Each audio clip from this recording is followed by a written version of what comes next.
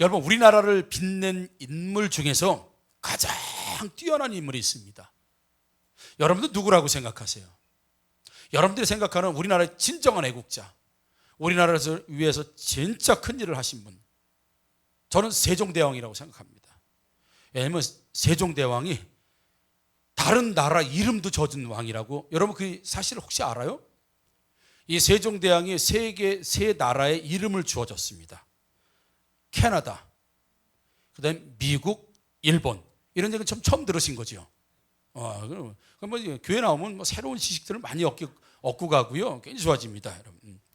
그 배경을 여러분들이 잠깐 설명을 드리면, 세종대왕이 한글을 창제했다고 하는 소문이 쫙 퍼지게 됩니다. 특별히 이제 캐나다, 미국, 뭐 이런 일본 이런 데서 소문을 듣고 세종대왕에게 오지요. 우리 나라가 있는데 나라 이름이 없다. 그러니까 우리는 나라 이름을 하는 좀 세종대왕이 한글을 창제한 기념으로 나라 이름을 좀 줘줬으면 좋겠다. 캐나다 사람이 와가지고 캐나다 왕이 와서 부탁을 하게 되죠. 그럴 때 이제 그 세종대왕이 아이 뭐 나라 이름 뭐 별거 있겠어요? 그냥 뭐 저기 한글이니까 그냥 가나다라 중에서 알아서 그냥 지으세요. 그래서 가나다라 알았어. 가나다라 캐나다 해가지고 캐나다가 됐다 그러잖아요. 세종대왕 이해가 되시죠? 가나다라 가나다에다가 캐나다 가다가 이제 바뀌어서 캐나다가 된 거고. 이 소문이 납니다. 캐나다하고 미국 가까우니까 미국 또 왕이 와가지고 우리도 나라 이름이 없는데 우리나라 이름도 하나 줘달라 그래요. 세종대왕이 아이고 저 귀찮게 그거 참 이름도 줘달라는 사람 아무렇게나 줘 그냥 가면서 그냥 아무렇게나 줘 아무렇게나 아메리카 이렇게 해서 그래서 미국이 됐다고 해요, 여러분. 이 소식을 듣는 가장 가까이 있는 일본. 나 일본에서 왔습니다. 우리도 나라 이름 하나 줘주문이다.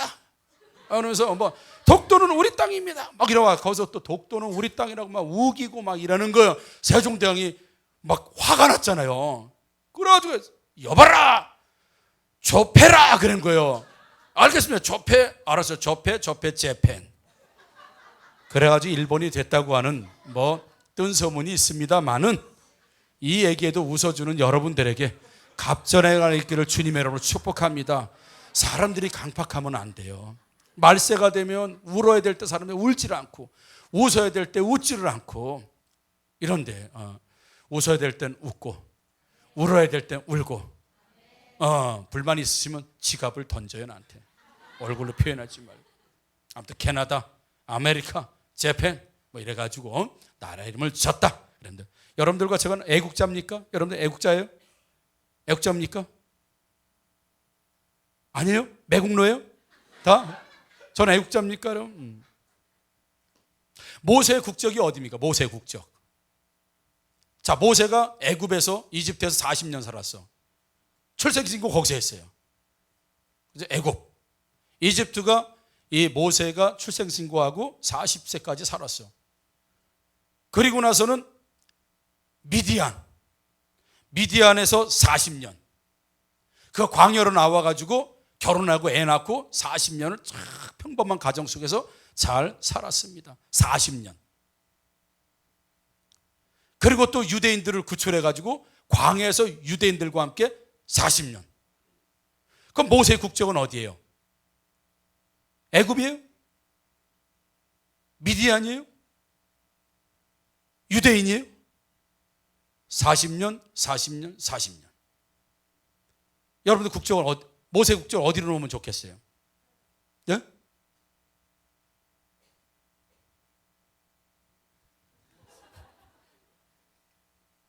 남의 사생활에 안 껴들겠다 이거죠 지금? 예? 이집트에서 40년, 미디안에서 애 낳고 결혼하고 목자하면서 40년, 그리고 유대 광야에서 이스라엘 백성들과 40년. 참 파란만장한 삶을 살았던 사람이 바로 이 모세입니다. 애굽에서 물에서 빠져 죽을 만한 이제 갓 100일이 안 된 아이, 이제 노예 자식으로 태어나서 죽음의 우기 가운데 물에서 건져내어 극적으로 바로의 공주의 아들이 되면서 파라오의 아들이 되고 다음 차기 대선 주자, 이렇게 40년 가장 완벽하고 가장 퀄리티 있고 가장 수준 높은 그런 교육, 그런 훈련, 모든 왕이 되기 위한 조건을 40년 동안 다 갖추면서 살았던 모세.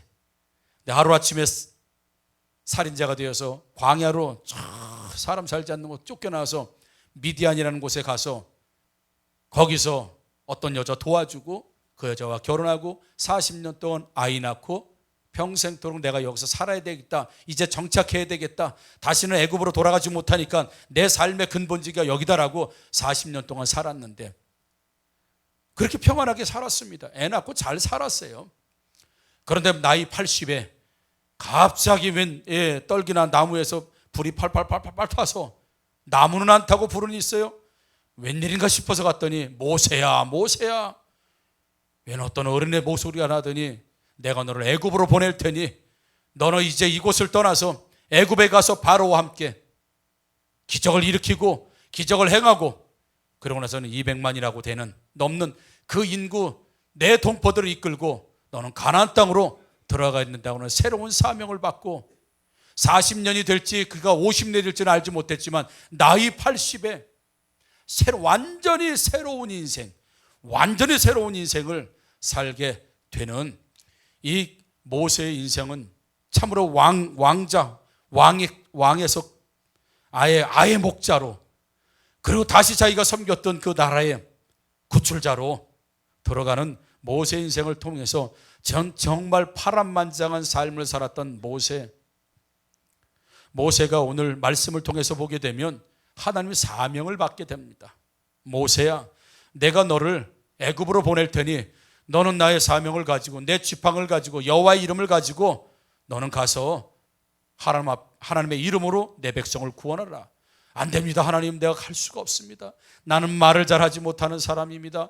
그리고 나서 애굽에는 나를 죽이려고 하는 사람들이 많이 있습니다. 나는 살인자로 전과자로 그들이 나를 잡으면 죽일 겁니다. 나는 또 애굽에 갈 수 없습니다라고 하나님께 항변하지만 하나님이 이런저런 기적을 보여주시면서 내가 너를 지명했다, 내가 너를 선택했다, 내가 너와 함께 할 것이니 아론도 너와 함께 할 것이니 담대하게 이집트로 들어가거라, 그렇게 하나님께서 말씀하세요.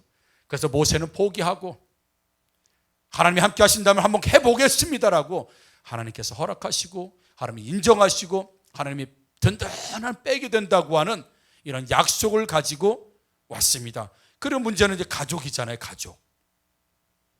가서 장인에게 이야기합니다. 우리 18절 19절 우리 보게 되면 모세가 그의 장인 이드로에게 돌아가서 그에게 이르되 내가 애굽에 있는 내 형제들에게로 돌아가서 그들이 아직 살아있는지 알아보려 하루니 나로 가게 하소서. 이드로가 모세에게 평안히 가라 하니라. 이렇게 되어 있습니다. 여러분 한번 생각해 보세요. 80이 된 노인입니다. 이제 생활도 어느 정도 다 안정이 됐고요. 이 80 노인이 무슨 꿈을 꾸겠습니까? 무슨 새로운 삶을 시작하겠습니까? 만약에 우리 남편들이 여보, 내 나이 지금 50인데 내 나이 60인데 이때 한번 내가 뭔가는 일을 해봐야 되겠어. 다니던 직장 다 때려치고 다 그만나고 나 새로운 사업을 시작할 거야 라 그러면 여보 너무 멋있어. 60이 어때? 그런 생각을 해요. 그럽니까? 다 늙어가지고 무슨 지금 명령 들었나 말이야. 뭔 소리 하는 거야 지금. 그다음 안 가면 어떻게 할 거야. 아마 대부분의 아내들, 대부분의 가족들은 아마 다 반대할 겁니다. 완전히 다른 삶을 살겠다고 이 가장이 그러면 과연 그 삶이 고단한 삶입니다. 여러분, 지금 40년 동안 일구어는 자신의 삶의 터전이 있어요. 누구도 건들지 못합니다. 어느 부도 이뤘습니다. 안정적입니다. 그런데 그걸 박차고 그걸 버리고 새로운 삶을 살아보겠다고 하는데 그 장인이 가라는 거예요. 야, 이 장인도 참 대단해요. 그렇죠? 이 장인도 참 마음이 대단합니다. 자기 딸과 손주도 다 데리고 가겠다는데 가보라는 거예요. 가라는 겁니다. 그래서 모세가 애굽으로 가는데 문제는 하나도 없습니다. 첫째, 하나님께서 다 허락하셨어요. 그리고 하나님이 약속하셨습니다. 끝까지 함께 하시겠다고 했습니다. 하나님의 허락 정도가 아니에요. 하나님이 함께 하시다고 완전히 약속해 준 상태에서 장인 이드로 결정거지를 가지고 있는 그 어른이 충분히 가도 좋겠다, 이렇게 이야기하는 겁니다. 쉬운 얘기 아닙니다. 제가 신대원에 간다고 부모님께 말씀드렸더니 우리 어머니께서는 너무 좋아하시는 거예요. 우리 집안에서 주의 종이 나오다니 너무 감사하다 그러면서 어머니, 근데 우리 아버님 야, 다 늙어가지고 나이 들어가지고 말이야 30 중반 넘어가 뭔 신대용 한다느냐. 다른 사람들 큰아들이 돈 벌어가지고 가정도 일으키고 부모도 일으키고 말이야. 나는 자식 일찍 둬가지고 나는 잘 먹고 잘 살 줄 알았는데 내가 다 늙어가지고 자식 뒷바라지하게 생겼다고. 얼마나 핍박을 하셨는지 몰라요. 그러면서 우리 사모하고도 네가 잘못했으니까 남편을 저렇게 하는 거야. 아내가 제대로 똑바로 해줘야지. 똑바로 해줘야지. 아내가 그냥 뭐 어떻게 했길래 애가 저렇게 됐냐 그러고. 아버지가 얼마나 핍박을 하시는지 몰라요. 한동안 그랬어요. 저만 보면 미운 거예요. 밥 먹는 것도 미웠다니까. 다른 사람은 자리를 잡아야 되는데 자리를 박차고 이제 새로운 길을 가겠다고 하니까 가정을 책임진 아버지는 허락하기 어려운 거예요. 그 문제 하나만 해결되는 것도 저한테는 굉장히 쉽지 않은 일이었거든요. 근데 아버님께서 그래 가거라. 내가 기도 열심히 해주고 내가 후원해주고 내가 지원해주고 다 할 테니까 가거라. 그러면 얼마나 좋았겠습니다. 더더군다나 하나님께서 너 신학대원에 가니 걱정하지 말아라. 내가 머리 좋은 애들은 전부 다 입학 오래 못하게 전부 돌대가리만 보낼 테니까 가서나 장학생활을 하라. 그럼 이거 완전 되는 거 아니에요? 갔는데 전부 천재들만 오고 그러면 내가 어떻게 공부하겠어요? 전부 다 서울대학교 나온 사람들만 있으면 어떻게 걱정하지 마라. 요번에 입학하는 애들은 전부 돌대가리만 내가 보낼 테니까 너는 대충만 해도는 1등이다. 그러면 되는 거 아니에요, 여러분? 이렇게 풀리기가 쉬워요? 아닙니다, 여러분. 모세가 근데 그렇게 되자. 하나님께서 약속하시고 하나님의 행하신다고 해주시고 저기 누구야? 장인까지 뭐 다 어른이 다 허락해버린 거예요. 일사천리야 이제. 그냥 가기만 하면 돼. 그냥 꽃길만 걸으면 되는 거예요. 왜요? 나는 해보겠다는 하나님 막으시면 안 되는데 하나님도 허락, 가정의 최고 어른도 허락 말이죠. 그리고 나서 하나님께서 말씀하세요. 야 모세야, 너의 목숨을 노리던 사람들이 다 죽었다. 다 사라졌다라고요. 정적도 사라졌습니다. 하나님이 함께 하신다고 했습니다. 장인도 허락받았습니다. 이제 뭐가 더 필요합니까? 애굽에 가면 내가 죽을지도 몰라. 나를 죽이려고 하는 왕들이 있고 나를 죽이려고 하는 권세들자들이 있고 정적들이 있어요. 그래서 애굽에 못 갑니다. 그게 무서운 거예요.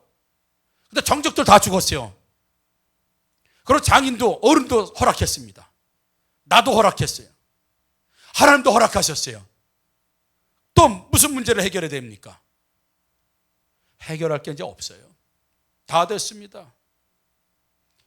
걸림돌이 다 없으면 하나도 없어요. 그냥 일사천리로 이제 애굽에 들어가서 자신의 역할만 감당하면 돼요. 그런데 오늘 24절 말씀 보니까 모세가 길을 가다가 숙소에 있을 때에 여호와께서 그를 만나서 그를 죽이려 하시는지라 이렇게 말씀하죠. 이게 웬 희한한, 그러죠? 이제 장인도 허락했습니다. 하나님도 허락했습니다. 아론 보고도 그 다음에 네 동생을 모세로 가서 맞이하라고 네 정적도 죽었다. 아무런 문제가 없습니다. 그리고 하나님이 가기고 싫다는 사람 하나님이 막 가라고 그런 거예요. 그냥 하나님이 내가 끝까지 내와 너와 함께 가라고 해놓고 그리고서 가는 중에 하나님께서 모세를 만나서 그를 죽이시려고 했다고 그래요. 왜 죽이시려고 했을까? 도대체 모세가 뭘 잘못했어요? 너 왜 장모님의 허락을 안 받고 장인 허락 받으냐? 그것 때문에 그래? 도대체 모세가 무슨 잘못을 했기를 하나님께서 모세를 하나님의 명령을 받고 모든 문제가 다 해결되고 그리고 나서 지금 애굽으로 가는 중에 숙소에서 텐트 치고 잠을 자는 그날 하나님께서 오시더니 그를 만나서 모세를 죽이려 하시는지라. 완전히 지금까지 있었던 상황은 전혀 다른 상황의 이야기. 이게 무슨 이야기일까 말이죠. 왜 하나님께서는 말 잘 듣는 모세, 한번 해보겠다는 모세를 왜 그렇게 했습니까? 문제의 발단이 어디서부터 생겼는가? 24절 보게 되면 모세가 길을 가다가 하나님 명령을 받고 장인 허락받고 자식들 아내 다 데리고 이제 애굽으로 가다가 잠은 자야 될 거 아니겠습니까? 그리고 숙소라고 나와 있습니다, 여러분. 숙소, 모세가 길을 가다가 숙소에 있을 때에 하나님이 나타나서 모세를 죽이려고 했다는 거예요. 숙소에 있을 때 분명히 숙소는 모세와 그 아내 십보라, 자다가 애들은 저쪽 방 자고 모세와 예를 들어서 십보라는 숙소에 있을 그때에 하나님이 나타나셔서 모세를 죽이려고 했다는 거죠. 우리가 십보라의 입장에서 한번 생각해 볼 필요가 있습니다. 이런 겁니다. 예를 들어서 어느 날 남편이 들어오더니 아무 말이 없고 가방을 쫙 열더니 5만 원짜리 돈 뭉치. 생각만 해도 이래. 5만 원짜리 돈 뭉치를 한 1,000만 원 딱 한 뭉쳐 가지고 딱 돈 뭉치를 딱 그 아내한테 딱 던지면서 됐냐? 딱 한마디 한 겁니다. 그럼 전날 무슨 일이 있었다는 거로 상상돼요? 뭐 때문에 싸울 것 같습니까? 돈 때문에 싸운 거죠. 돈 때문에 싸웠다는 거 우리 예상할 수 있어요. 쫙 돈 탁 내면 됐냐? 딱 그러면 부인들이 막 좋아가지고 뭐 자기야 하니 막 그러면서 그 전날 분명히 돈 때문에 무슨 문제가 있었을 거 우리 예상이 돼요. 그러니까 돈 뭉치 딱 그러고 됐냐? 딱 그러면 그냥 끝나는 거예요, 여러분. 우리는 전날 무슨 일이 있었는지 충분히 예상됩니다. 돈 때문에 싸웠을 것이고 아마 돈 못 벌어온다고 뭐라 그랬을 것이고 아마 돈 문제가 해결돼야 우리는 살 수 있는데라고 막 남편에게 뭐라고 그랬을 거예요. 그래서 싸움이 됐을 거예요. 돈 때문에. 그래서 돈을 딱 던지면서 됐냐? 그런 거죠. 오늘 모세가 죽을 뻔했습니다. 하나님이 모세를 죽이려고 했다고 그래요. 그래서 조금 전에 24절 그랬죠. 모세가 길을 가다가 숙소에 있을 때 여호와께서 그를 만나 그를 죽이려 하시는 줄 알았어요. 모세를 지금 죽이려고 하시는데 26절 보니까 여호와께서 그를 놓아주시니라 이렇게 되어 있습니다. 모세를 죽이려고 했다 24절에. 그리고 26절에 하나님이 모세를 그냥 살려주시고 놓아주시더라 이렇게 되어 있습니다. 그러면서 26절 그때 십보라가 피 남편함은 할례 때문이었더라 이런 말씀이 나오고 25절에 십보라 모세의 아내의 행위가 나옵니다. 자, 가다가 숙소에서 무슨 일이 있었냐라고 하면 26절에 십보라가 피 남편이라 하면 할례 때문이었더라 하면서 분명히 모세와 이 십보라는 할례 문제를 가지고 싸웠던 게 100% 틀림이 없습니다. 할례 문제. 모세는 그래도 유대인이에요. 그러니까 유대인의 피가 흐르고 나는 유대인이라고 하는 정체성이 있기 때문에 애굽에서 자신의 동족을 치고 괴롭히는 사람을 애굽 사람을 죽이고 왜 자기 동족이 유대인인 걸 알고 있기 때문에 그는 어렸을 때부터 신앙교육을 받은 사람이에요. 그래서 나와서 8년이 지나면 8일이 지나면 할례를 행해야 되는 거 알고 있어요. 그런데 그가 40년 지나고 나서 미디안 광야에 와서 살다가 미디안 여자 이 십보라라고 하는 여자를 만나서 결혼했단 말입니다. 완전히 이방 여자예요. 그에게는 하나님이 누군지 뭐 할례가 무엇인지 율법이 무엇인지 이 여자에겐 관심 없습니다. 그건 모세의 관심이에요, 여러분. 부부지간에도 십보라와 이 모세가 살았을 때 그래서 보면 행복했을까? 아닐 수도 있겠다. 워낙 가치가 틀리니까. 이 모세는 유대인의 가치를 가지고 이 십보라는 미디안 사람의 가치, 이방 사람의 가치를 가지고 사니. 그러나 모세는 거기에 동화돼서 살았어요. 왜요? 그 지역이 그런 지역이니까. 그걸 내세우고 살 수 없으니까. 그러니까 할례도 행하지 않고 나는 그냥 미디안 사람이야. 미디안 40년을 살았는데, 그러니까 미디안 사람처럼 살았는데 이제 사명을 가지고 이제 유대민족의 지도자로 내가 애굽에 들어간다고 한다면 나도 이제 율법을 행해야 하고 나도 제대로 된 할례를 행하고 하나님 율법대로 살아가질 지도자가 되어야 되지 않겠어라고 아마 결심을 했을 거예요. 그렇지 않겠습니까, 여러분? 그럴 때 가장 큰 문제점, 방해자가 있다고 한다면 십보랍니다. 이 자식이 당신 자식입니까? 내 자식은 아니에요 라고 하면서 당신만 가면 다예요. 나는 우리는 가족은 나는. 아마 십보라와 이 문제 가지고 굉장히 다투었던 것 같습니다. 생각해 보세요. 조금 전에 말씀드린 것처럼 어느 남편이 오더니 잘 다니는 직장, 여보 나 그만둘 거야. 오늘부터 내가 호떡 장사를 해야 되겠어. 호떡으로 내가 우리 돈 제일 많이 버는 남편이 될 거야. 그러면 여보 고마워요. 그럴 거예요? 호떡? 개떡 같은 소리 하고 자빠졌네. 나이가 50이 넘고 60이 돼서 무슨 장사를 한다고. 펄펄 날뛸 거예요. 뛸 거예요. 그렇지 않아요, 여러분? 대부분은 그럴 겁니다. 대부분은. 십보라도 마찬가지예요. 40년을 일구어는 터전이 거기에 있어요. 자기 자식은 미디안 사람이에요. 유대인 아닙니다. 자기 모든 삶의 근거지가 거기라고요. 애굽으로 갔는데 여보 좋아요. 세계 일주간의 꿈이었어요. 그리고 따라갔을 것 같아요? 갈 수 없습니다. 본토 직접 아버지를 떠나는 그 모험을 십보라도 같이 해야 돼요. 더더군다나 웬 해괴망측하게 자식들을 향해서 할례를 행하겠다고는 모세, 그거는 여러분 있을 수 없습니다. 마취제가 있습니까? 뭐가 있습니까? 자식들의 생식기의 포피를 잘라내는 그 돌칼을 가지고 엄청난 고통을 자식들에게 행하겠다고 할 때 전혀 그거에 대한 의미를 알지 못하는 십보라가 허락했을까? 아니, 숙소에 있을 때 하나님의 사자가 나타나서 모세를 죽이려고 하는 겁니다. 예를 들어서 어느 아내가 남편의 속을 많이 새겨요.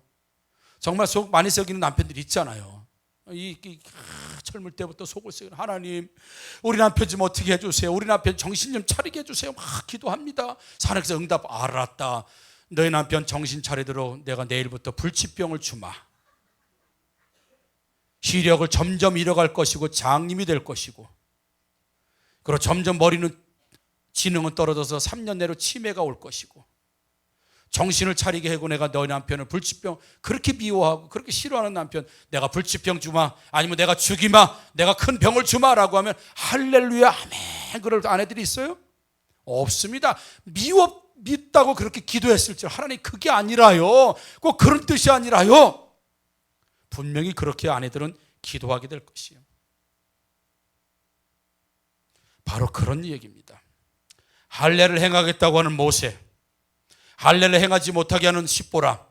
모세는 여보 할례를 행해야 돼. 내가 유대인의 지도자가 되고 이제 우리 민족들은 전부 다 할례를 행했을 텐데, 내가 할례 해야 돼.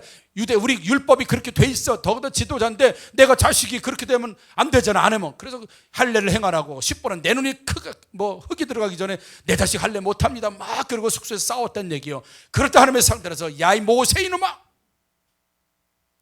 야 할례 하나도 못하는 놈이, 자식 할례 하나도 못하는 놈이 무슨 민족의 지도자니, 애굽에 내 백성을 구원하느니, 바로와 싸우느니, 얘라 이 못난 놈아 죽어라. 지금 쉽게 얘기하면 그 상황입니다. 십보라고 막 이렇게 다투는데 하나님의 싹 나타나는, 야 모세 이놈아, 네가 무슨 민족의 지도자고 네가 무슨 애굽에서 백성들을 구원했느냐. 네 자식 할례도 제대로 못하는 놈이 말이야, 가정 하나도 제대로 못하는 놈이, 너 같은 놈 필요 없어. 내가 모세 너 아니어도 내가 다른 지도자 많아. 다른 사람 세워서 이집트에 보내서 할 거야. 너는 오늘 끝장이야.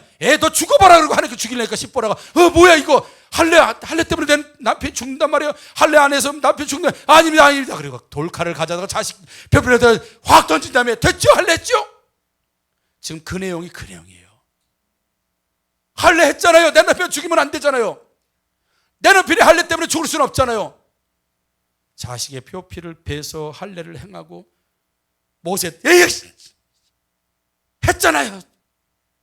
할례 했잖아요. 하나님의 사자한테도 할례 했습니다. 모세한테 이건 만나가지고 자식이면 생식기 앞을 잘라가지고 할례를 주고 됐지. 그런 모세한테 던지면서 고마워서 던진 거 아니에요. 휙 던지면서 됐냐 할례?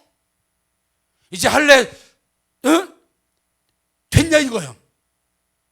그렇게 지금 십보라가 항변하듯이 아들의 표피를 모세의 발에다가 갖다 대면서 에휴 친구는 아주 피보기 하는 남편이야 이 남편은 말이야. 그리고 던진 거예요. 그러니까 하나님께서 놓아주셨다고 했어요. 그래서 모세를 살려주셨다고 했습니다. 사랑하는 성도 여러분, 가정과 가족에서도요 십보라 같은 사람이 있고 모세 같은 사람이 있습니다. 그리고 모세의 자식 같은 사람들이 우리 가정 가운데도 얼마든지 있을 수 있습니다. 아버지에게는 하나님께서 사명을 주셨는데 아내가 그 사명을 몰라요. 자식이 그 사명을 잘 모릅니다. 아내에게 하나님께서 사명을 주시고 감동을 주셨는데 남편이 그걸 몰라요. 자식이 몰라요. 자식에게 사명을 주시고 축복의 길을 주셨는데 부모들이 그걸 몰라요. 그래서 반대하는 겁니다. 부모가 사명받은 자식을 반대하고, 아내가 사명받은 가족 안에서 남편을 반대하고, 남편은 사명을 좀 이루고자 하려고 하는데, 아내는 사명을 좀 이루고자 하려고 하는데, 남편이 그걸 몰라요. 꼭 그렇게 해야 돼? 꼭 그것만이야? 라고 하면서 마치 십보라가 모세가 행하고자 하는 일들을 결사 반대하고 막으니까 하나님 나타나셔서, 모세 너 좀 죽어야 되겠다. 네가 반대하는 그 아내를 넌 좀 죽어야 되겠다. 라고 깜짝 십보라가 놀래서 자기 남편 죽을까 봐 어떨결에 하나님께서 원하시는 할례를 행함으로 당신 피남편이다, 이제 할례 했으니까 됐지요 라고 하면서 어쩔 수 없이라도 그 상황 가운데 가는 걸 보게 되면, 가족도 모르지만 내가 받은 사명이 있습니다. 다른 가족은 이해할 수 없는 사명, 때저는 하나님께서 주시는 감동이 있을 수 있다는 것이죠. 그런데 그걸 모르는 가족들이 반대합니다. 그걸 모르는 남편이 반대합니다. 그걸 모르는 자녀가 반대하고요, 그걸 모르는 부모가 자녀를 반대합니다. 그러면 하나님의 개입이 나타나기 시작합니다. 오히려 사명받은 모세가 죽어야 되는 것처럼 사명받은 자식이 죽거나, 사명받은 아내가 다치거나, 사명받은 남편이 어떻게 되거나. 왜요? 성도의 삶은 사명과 관련이 있지요. 사명이 끊어지면 성도는 죽는 겁니다. 그게 성경적입니다. 사명이 끝났는데 살아있다? 누가 그러겠습니까? 여호수아도 나도 많은 사람들, 세상 사람들이 가는 그 길로, 나도 열조가 가는 그 길로 나도 간다. 그리고 마지막 모세도 유언하고 여호수아 유언하고, 우리 예수 믿는 사람들은 언제 죽습니까? 사명이 끝나면 죽게 돼 있습니다. 그러면 사명을 버리면 죽어야 되는 거예요. 모세는 사명을 감당하지 못하게 하는 십보라로 인해서 죽을 뻔했습니다. 만약에 십보라가 그러지 않았고, 그래 나는 모세 남편 죽어도 내 남편은, 내 아내는 건들지 못해, 아들, 그러면 모세는 죽었을지도 몰라요. 하나님께서 야 그냥 씌워야 한번 겁줄라 그런 거야, 그러고 가셨을 것 같아요? 아닙니다.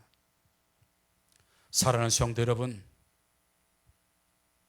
남편이나 아내나 자식이 하나님의 사명을 감당하려고 할 때,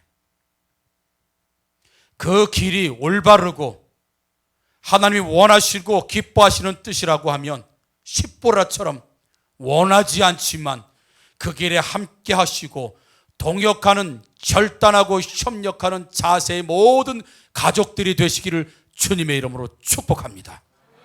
모든 가족이 살 수 있는 길, 사명받은 자를 살려놓는 것. 그래서 내가 가끔 기도하러 온다는 아내를 못 가게 하는 이 미련 곰탱이, 이 말미잘 해산 멍게 같은 남편들, 난 너무 답답해. 하나님 앞에 와서 가족을 위해서, 사명을 위해서, 하나님의 뜻을 축복해서 교회 간다는데 그걸 못 가게 해. 와, 이런 진짜 열받아 진짜. 여보, 나는 못 가지만 당신 다녀와. 나는 못 가지만 당신 처력하. 또 그래란 얘기는 아닙니다. 혹시 나는 못해도 당신 기도해야 돼. 당신이 헌신해야 돼. 당신, 가족들이 밀어줘야지. 어디 가냐? 나 교회를 밥 주고, 밥 줘야 될 거 아니야, 밥. 에이, 밥 많이 먹고 배 빵 터져가지고 그냥 밥 그냥. 그래서 이 사람은 나중에 우리 교회 가냐 밥 퍼주는 사역에 그냥 모셔가지고 실컷 밥 퍼주면서 먹을 거야. 남편이 아내가, 자녀가, 여러분 그거 다 사명 감당하려고 그러는 거예요. 사명 말이죠, 여러분. 그걸 왜 막습니까? 그 사람 때문에 지금 내가 살고 있는데, 십보라가 왜 살아요? 하나님의 은혜, 엄청난 모세 때문에 지금 살고 있는 거예요. 모세 때문에 은혜를 받고 있는 거예요. 지금 모세 때문에 함께 사명을 감당하고 있습니다. 모세 죽으면 다 죽는 거예요. 여러분, 가족 중에서 누가 대우를 받아야 돼? 제일 누가? 돈 많은 사람? 솔직하게 돈 많이 벌어오는 사람? 아니면 사명을 잘 감당하는 하나님의 자녀? 거봐 솔직하라니까 참 어렵지요. 그럴 때는 돈 잘 버는 주의 사명자, 그렇죠? 주님의 사명 잘 감당해서 돈도 많이 버는 남편, 이렇게 대답하겠죠?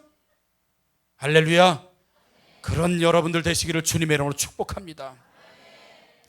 끝까지 사명 감당하지 못하도록, 그건 너 죽고 나 죽자는 거예요. 똑같습니다, 여러분. 다 그래 보는 거예요. 누가 우리 가족 중에 누가 하나님의 뜻대로 사는가? 내가 정말 하나님의 뜻대로 살고자 하는 애쓴다는 사람은 나를 따르라 이렇게 얘기해야 되고요. 쫙 보니까 아내가 정말 하나님 뜻대로 살고 싶어하고 하나님 말씀대로 살고 싶어하고 하나님 정말 뜻을 이루어드리고 싶으면, 얘들아 엄마 말 잘 들어야 돼. 니네는 어머니 말 잘 들어야 축복이 와. 아멘 좀 해요 좀. 어머니가 그렇게 싫어요, 아내가? 바꿔서 너희들은 아버지 말씀 잘 들어야 저 하나님의 뜻대로 살려고, 저 아버지, 저 믿음대로 생활해서 아버지의 말씀만 들으면 돼. 너희들은 축복받아. 아, 역시 아버지가 좋구나. 예. 가족들도 깨어있으면 그래야 되는 거예요. 여보, 우리 애가 신앙생활 너무 잘해. 애가 하는 것마다 하나님이 기뻐하시는 일을 잘하네. 우리는 얘가 들으면 돼. 얘가 하는 말 들으면 돼. 아버지, 어머니, 우리가 이렇게 해야 돼요. 시끄러, 나이도 어린 게 어디서. 이러면 너 죽자 나 죽자, 너 죽고 나 죽, 너도 죽고 나도 죽고 해요. 그래? 그래 서은아, 그래 맞아. 서은아 네 얘기가 맞아.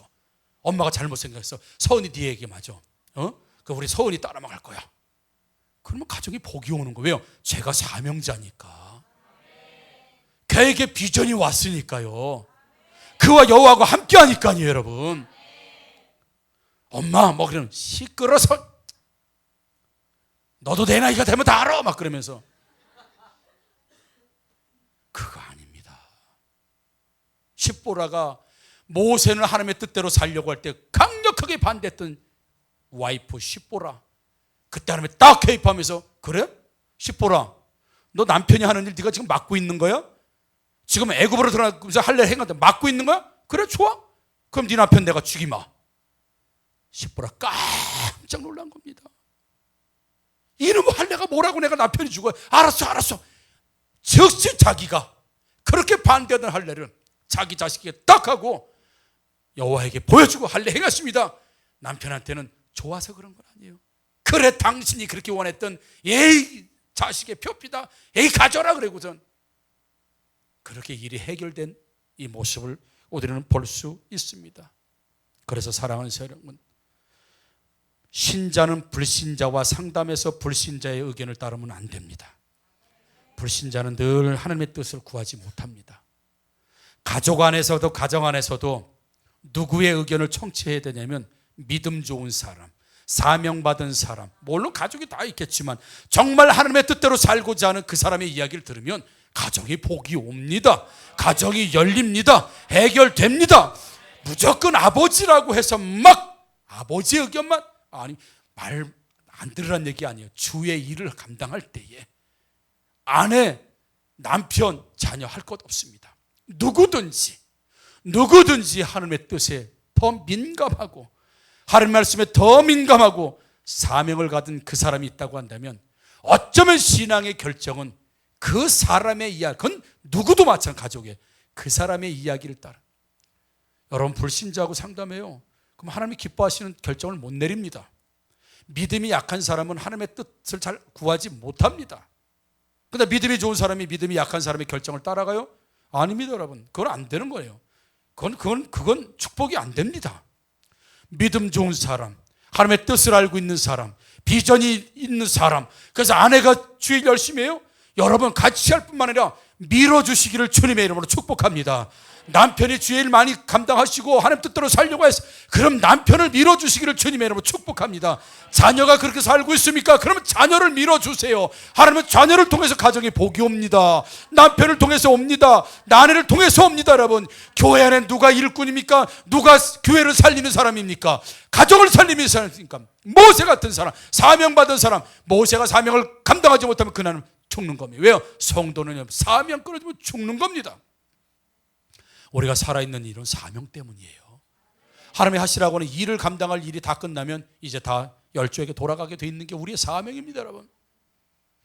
그래서 사명의 뜻을 높게 가지시고 하나님의 뜻을 이루어 드리시는 모든 가족들 되기를 주님의 이름으로 축복합니다. 저는 우리 아내들이 와서 교회에서 참 헌신하는 분들 계세요. 그럼 내가 미안해요. 아니, 저 남편 집사님 어떻게 밥은 그러면 많이 해놨어요. 본인이 알아서 잘 먹어요. 다 해요. 뭐 밥 달라, 뭐 할라, 뭐 이런 거 안 한다는 거예요. 가서 열심히 주의 일 하라는 거예요. 밥은 내가 먹어도 돼. 내가 먹어도 되니까. 예. 그렇잖아요, 여러분. 꼭 아내가 뭐 밥을 미안해 여보, 나 오늘부터 내가 해 먹을 테니까. 저도 버티다 견디다 아내가 없으면 라면. 그리고 계속 제 아들은 아빠, 엄마 언제 오세요? 계속 엄마 언제 오세요? 그리고 결론은 시켜 먹자. 그래서 먹는데 저도 이제 회개합니다, 여러분.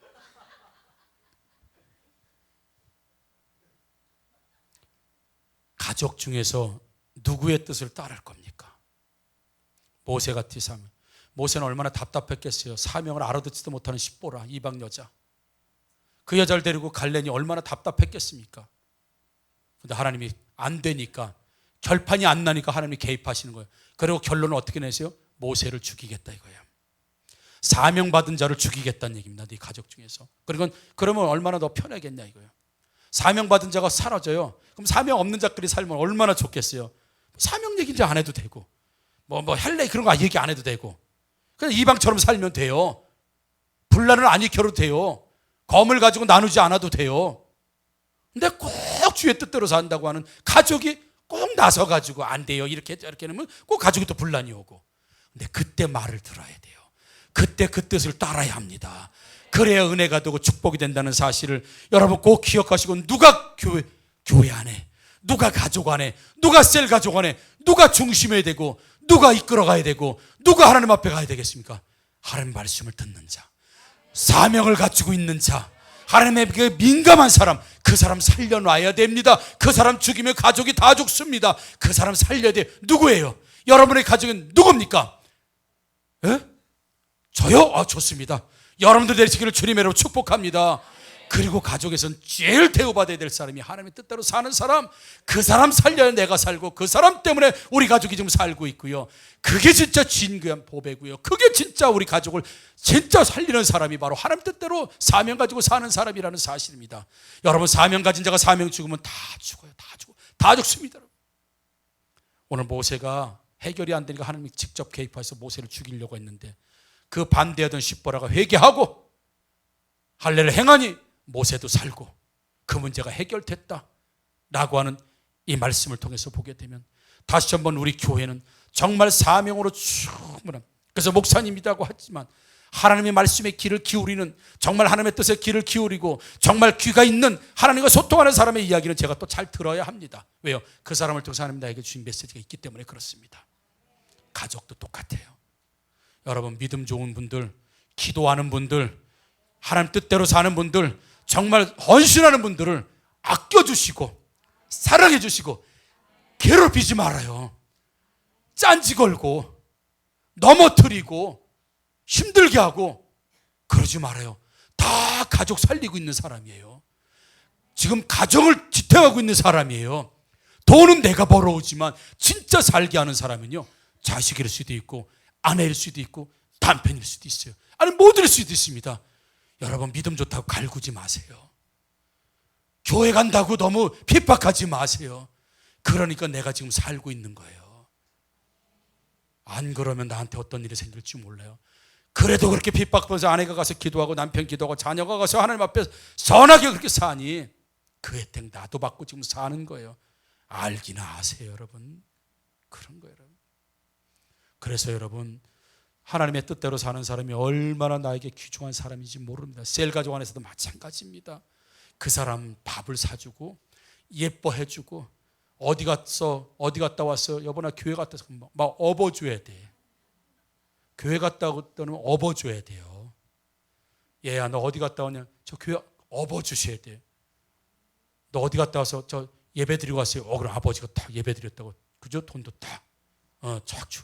뭐 이런 아버지, 이런 어머니, 뭐 이런